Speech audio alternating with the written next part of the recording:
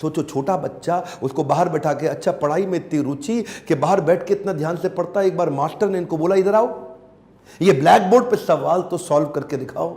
अच्छा ये black board पे सवाल सॉल्व करने गया तो अचानक बच्चे चिल्लाए मास्टर जी नीची जाति का है। और इतना ही नहीं, बच्चे चिल्ला के भागने लगे ब्लैक बोर्ड की तरफ। ये हैरान हुआ क्यों भागे, तभी देखा सारे बच्चों ने अपने अपने टिफिन उठाए, वहां से उठा के पीछे करने लगे, धक्का मारने लगे। क्यों? उनको डर था इसकी परछाई से इनका खाना अपवित्र ना हो जाए।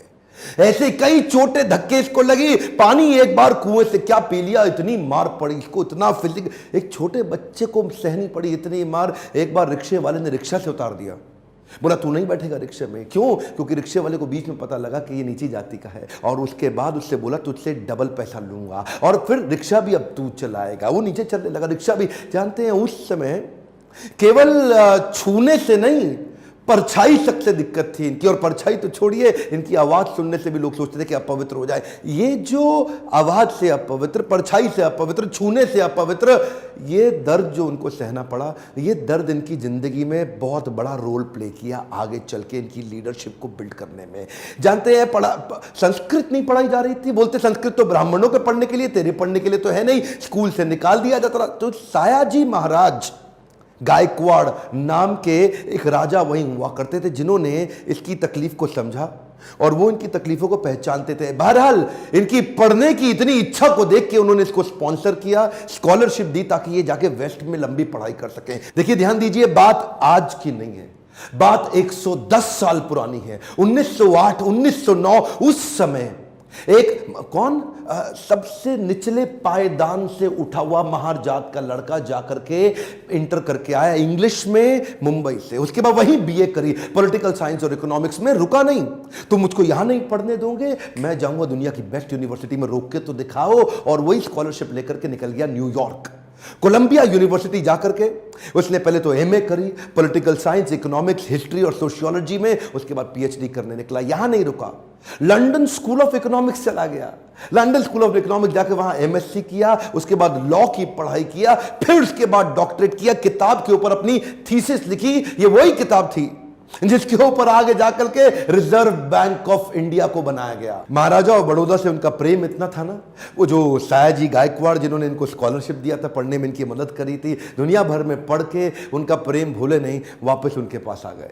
बोला आप दुनिया भर में पढ़ के आए हूं, आपकी सेवा में आना चाहता हूं। तो उनको मिलिट्री सेक्रेटरी की नौकरी दे दी गई और उस समय ये नौकरी बड़ी मानी जाती थी। अब ये बड़ी पदवी पे तो आ गए थे, लेकिन वो छुआछूत ने इनका पीछा थोड़ी छोड़ा।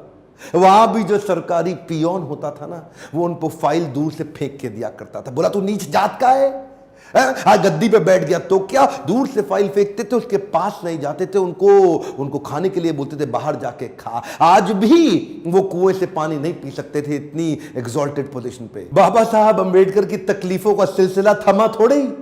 अभी तो रमाबाई जिनसे उनका विवाह हुआ था, उनके साथ उनकी 5 संतानें हुई, लेकिन 4 संतानें एक के बाद एक इलाज की सुविधा ठीक से ना मिल पाने के कारण उनके जीवन से चलती चली गई। 4 बच्चों का देहांत हुआ, 1 बच्चा बचा, लेकिन पत्नी भी आगे चल के लंबा साथ नहीं दे पाई, वो भी लंबी बीमारी के चलते उनका भी देहांत हो गया।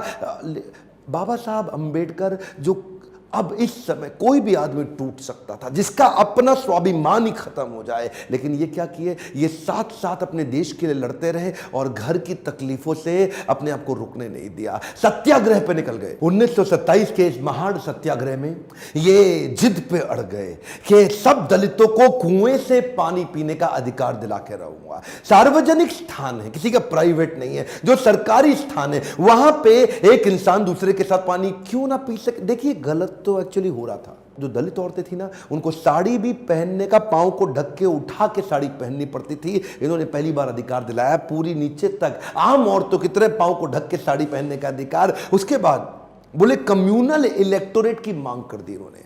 कम्युनल इलेक्टोरेट में ये चाहते थे कि कम्युनिटी के आधार पे हमारी वोटिंग की सुविधा अलग हो। उसमें थोड़ा गांधी जी अड़ गए, क्योंकि गांधी जी जानते थे कि ये अंग्रेज लोग मिल करके हमारी सारी जातियों को तोड़ के अलग कराना चाहते। गांधी जी ने इनको समझाया।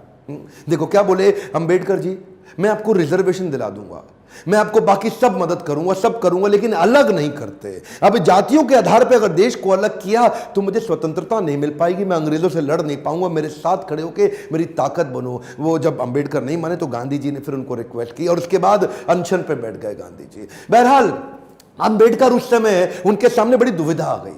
वो सोचे एक तरफ मेरी अपनी जाति के लोग, मैं उनकी मदद करूं, और एक तरफ देश में आंदोलन लड़ रहे हैं गांधी, उनका जीवन, इनके जीवन का त्याग ना हो जाए, कहीं ऐसा जीवन ना खत्म हो जाए। उन्होंने गांधी जी को समझाया, बोला ठीक है आप अपना अनशन छोड़िए। पूना पैक्ट वहां साइन किया गया, और पूना पैक्ट जब साइन किया उस समय इन्होंने रिजर्वेशन तो कम से कम कंट्रोल में कर लिया।